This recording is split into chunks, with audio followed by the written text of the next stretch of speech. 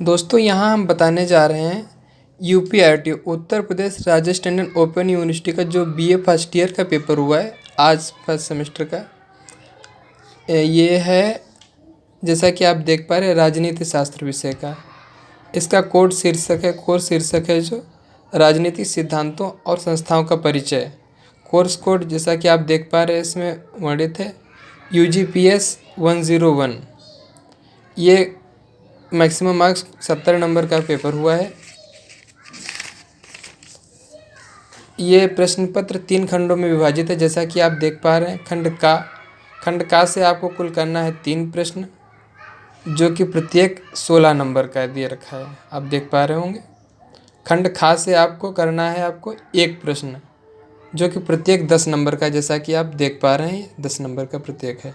और खंड गा से करना है आपको 2 प्रश्न, कुल मिलाकर के 6 प्रश्न करने हैं। आइए प्रश्नों पर नज़र डालते हैं।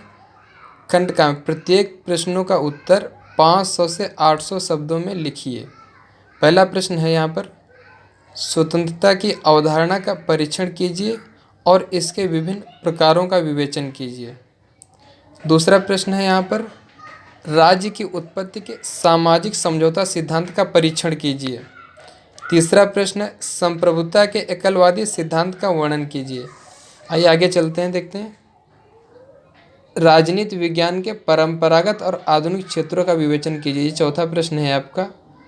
पांचवा प्रश्न यहाँ पर दे रखा है सामाजिक परिवर्तन के मार्क्सवादी सिद्धांत का आलोचनात्मक परीक्षण कीजिए। अब यहाँ 3 प्रश्न करने हैं आपको कुल प्रथम खंड से आपको, तो इसमें हो गया आपको 48 नंबर के, 16 नंबर का एक है बता रखे आपको। अब आते हैं खंड बा में। खंड बा में देखते हैं आपको नोट दे रखा है यहाँ पे प्रश्नों के उत्तर 150 से 300 शब्दों में लिखिए। शब्द सीमा आपको इसके बीच की रखनी है। 150 से आपको ज़्यादा हो सकता है, 300 से कम हो सकता है, जो 200 भी हो सकता है, 250 हो सकता है, जैसा आपको सही लगे अपने हिसाब से आप लिखिएगा। छठा प्रश्न एकात्मक शासन प्रणाली के गुणों एवं दोषों का उल्लेख करते हुए उसका मूल्यांकन कीजिए। सातवां प्रश्न लोक कल्याणकारी राज्य की प्रमुख विशेषताओं का विवेचन कीजिए। दोस्तों यहाँ पर हम आपको बताना चाहेंगे कि ये जो 7वां प्रश्न है आपका, ये आपका जो असाइनमेंट सबमिट हुए थे उसमें भी ये प्रश्न दे रखा था। तो एक बार आप हल्की नज़र से जो असाइनमेंट में प्रश्न दे रखे हैं उनको भी आप देख लीजिएगा, तो उनमें से भी कोई भी प्रश्न आपका फंस सकता है।